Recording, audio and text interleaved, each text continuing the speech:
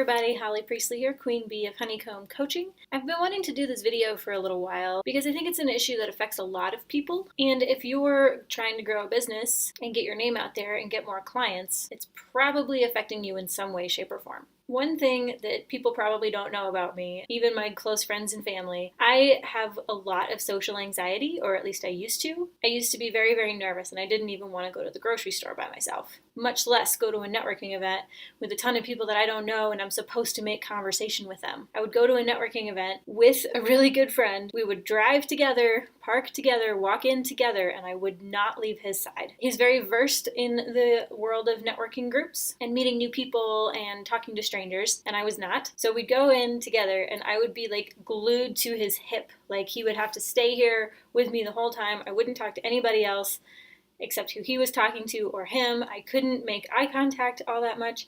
I would breathe really fast. My heart would beat really fast. I would sweat even if it was cold. It was a mess. It was a total mess. I didn't love going to networking events, but I knew that I had to go and get better at them. I liked the idea of them, and I would see other people networking and looking like they were enjoying themselves, and I generally enjoy people and getting to know people and having friends, but for some reason networking events were very high pressure. The solution was basically just to keep going to them and to keep practicing and to keep getting better. It's a lot like the video I did on shooting video for your business. You're going to be nervous at first, you're going to stumble at first, you're going to make mistakes and feel silly or maybe stupid, but the more you do it, the more comfortable you get. Eventually we could show up together, start talking to somebody together, and I'd wander off to find a drink and start talking to somebody else because people really aren't that scary.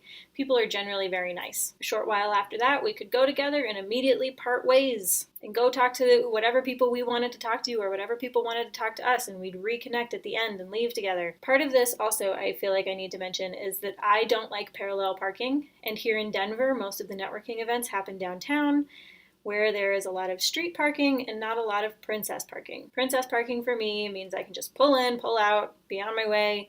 I don't have to parallel because that is a high pressure situation.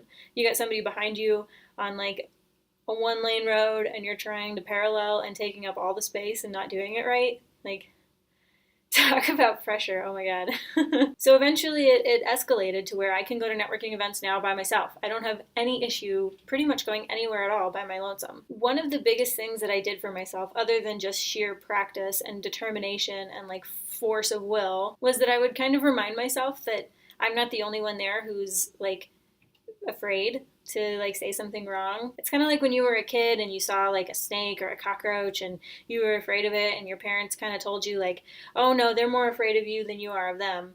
That's one thing that I tell myself about other human beings now when I go to networking events. If I find myself getting like psyched out on the drive, I'll just remind myself like, okay, they are more scared of you than you are of them. They're more scared of you than you are of them. And whether or not that's actually true is, dependent on the group and the type of people you talk to. But it really helps me get in that frame of mind. Like, hey, we're all, equal players here. We're all human beings. We've all made mistakes. We've all been awesome. We've all, got jokes. We've all got stories. We've all got something to offer the other person. So if you're like me back in the day and you're so nervous to go anywhere by yourself, you wouldn't even consider it, find yourself a buddy. Go with a friend, go with someone who's either really, really good at networking, like I did, or pick someone who's just as scared as you are, and you can kind of hold hands and be there for each other and be each other's like accountability buddy and cheerleading squad. Definitely just keep forcing yourself to go. Go to networking events. Be uncomfortable. Do it anyway. If it helps, give yourself some kind of parameters. Like, I need to go to this networking event and I need to talk to 3 people.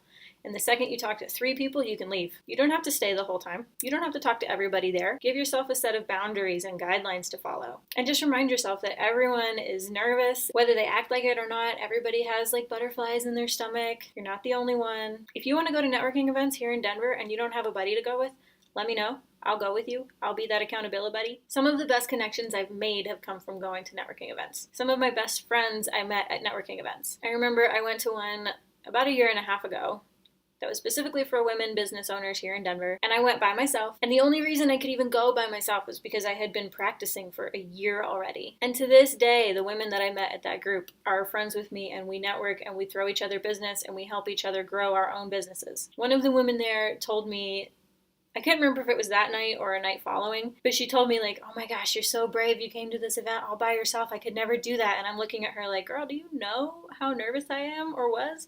Do you know like how knotted up my stomach was? But she didn't see it. And that's an example of they're more afraid of you than you are of them in action. What's the worst thing that can happen? You go to a networking event, somebody's rude to you, you leave. The chances of somebody being rude to you are very, very small. It could happen, it has happened. If that's the case, move on to talk to somebody else or just leave. So I hope this video and these tips have helped some of you out there who have a little bit of social anxiety about networking and meeting new people. These are the steps that I took to get from where I was, which was too afraid to do anything alone at all ever, to walking into a networking event where I know nobody, all by myself, and able to strike up a conversation with anyone. It's taken me a little while to get here, and it wasn't exactly a deliberate process from the start. It has become more deliberate as I've gone along and seen the changes. So if this has helped you and you think it might help somebody else, please do share it. Don't forget to subscribe to my channel on YouTube, follow me on Instagram and Facebook so you don't miss anything. I also have a weekly newsletter that I send out on Tuesday afternoons where I share some business tips. Again, this is Holly Priestley. I hope you guys are having an excellent day and let's connect soon.